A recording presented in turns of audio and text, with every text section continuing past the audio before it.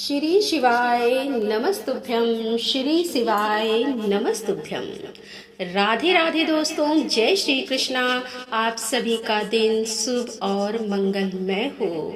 ईश्वर जी बोले कि हे सनत कुमार, श्रावण मास में कृष्ण पक्ष की अष्टमी को वृष के चंद्रमा में अर्धरात्रि में इस प्रकार के शुभ योग में देवकी ने वसुदेव से श्री कृष्ण को जन्म दिया। भारत के पश्चिमी प्रदेशों में युगादि तिथि के अनुसार मास का नामकरण होता है, अतः श्रावण कृष्ण अष्टमी को भाद्रपद अष्टमी समझना चाहिए। सूर्य के सिंह राशि में प्रवेश करने पर इस श्रेष्ठ महोत्सव को करना चाहिए। सप्तमी के दिन अल्प आहार करें। इस दिन दंत धावन करके उपवास के नियम का पालन करें और जितेंद्रिय होकर रात में शयन करें। जो मनुष्य केवल उपवास के द्वारा कृष्ण जन्माष्टमी का दिन व्यतीत करता है, वह 7 जन्मों में किए गए पापों से मुक्त हो जाता है, इसमें संदेह नहीं है। पापों से मुक्त होकर गुणों के साथ वो वास होता है, उसी को सभी भोगों से रहित उपवास जानना चाहिए।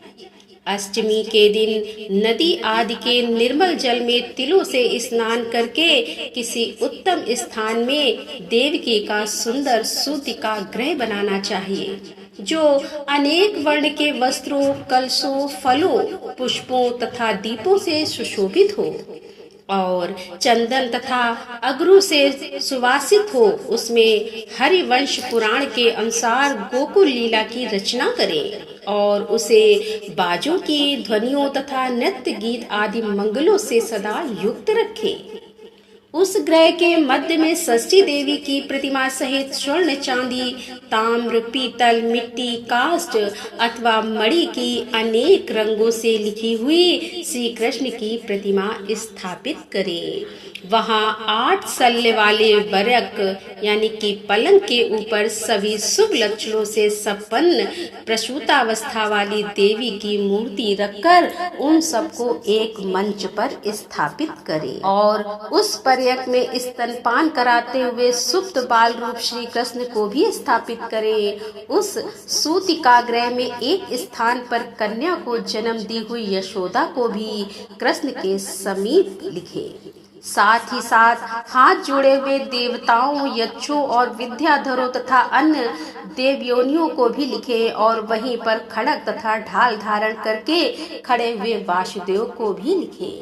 इस प्रकार कश्यप के रूप में अवतरित वसुदेव जी, अदिति स्वरूपा देवकी, शेषनाग के अवतार बलराम और अदिति के ही अंश से प्रादुर्भूत यशोदा, दक्ष प्रजापति के अवतार नंद, ब्रह्मा के अवतार गंगाचार्य और सभी अप्सराओं के रूप में प्रकट गोपिका वृंद, देवताओं के रूप में जन्म लेने वाले गोपगण, काल नेमी स्वरूप कंस, उस कंस के द्वारा वज्र में भेजे गए वृषासुर, वत्सासुर और कुवलयापीठ, केसी आदि असुर, हाथों में शस्त्र लिए हुए दानव तथा यमुना दह में स्थित कालिया नाग, इन सबको वहाँ चित्रित करना चाहिए। इस प्रकार पहले इन्हें बनाकर श्री कृष्ण ने जो कुछ भी लीलाएं की हैं, उन्हें भी अंकित करके भक्ति परायण होकर प्रयत्न पूर्वक 16 उपचारों से देवकी इस मंत्र के द्वारा उनकी पूजा करनी चाहिए। वेणु तथा वीणा की ध्वनि के द्वारा गान करते हुए प्रधान किन्नरों से निरंतर जिनकी स्तुति की जाती है, हाथों में भृंगारी, तर्पण, दूर्वा, दधी, कलश लिए हुए किन्नर जिनकी सेवा कर रहे हैं, जो सैया के ऊपर सुंदर आसन पर भली भांति विराजमान है, जो अत्यंत प्रसन्न मुखमंडल वाली तथा पुत्र से शोभायमान है, वे देवताओं की माता तथा विजय सुत सुता देवी देवकी अपने पति वासुदेव सहित शोभित हो रही हैं। उसके बाद विधि जानने वाले मनुष्य को चाहिए कि आदि में प्रणव तथा अंत में नमः से युक्त करके अलग अलग सभी के नामों का उच्चारण करके सभी पापों से मुक्ति के लिए देवकी, वसुदेव, वासुदेव, बलदेव, नंद तथा यशोदा की पृथक पृथक पूजा करनी चाहिए। उसके बाद चंद्रमा के उदय होने पर श्री हरि का स्मरण करते हुए चंद्रमा को अर्घ प्रदान करें। इस प्रकार कहना चाहिए कि हे क्षीर सागर से प्रादुर्भूत, हे अत्रि गोत्र में उत्पन्न, आपको नमस्कार है। हे रोहिणी कांत, मेरे इस अर्घ को आप स्वीकार कीजिए।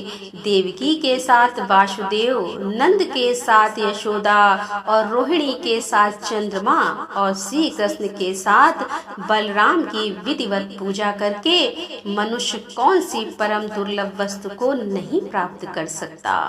कृष्ण जन्माष्टमी का व्रत 1 करोड़ एकादशी व्रत के समान होता है।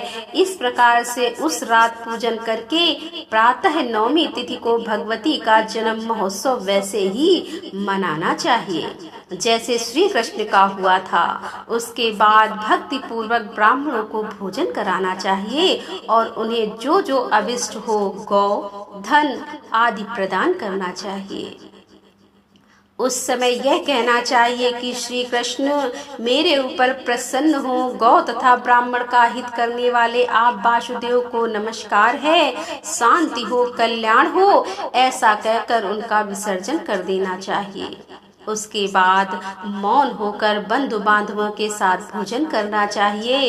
इस प्रकार जो प्रत्येक वर्ष विधान पूर्वक कृष्ण तथा भगवती का जन्म महोत्सव मनाता है वह यथोचित फल प्राप्त करता है। उसे पुत्र संतान, आरोग्य तथा अतुल्य सौभाग्य प्राप्त होता है। वह इस लोक में धार्मिक बुद्धि वाला होकर मृत्यु के बाद वैकुंठ लोक को जाता है।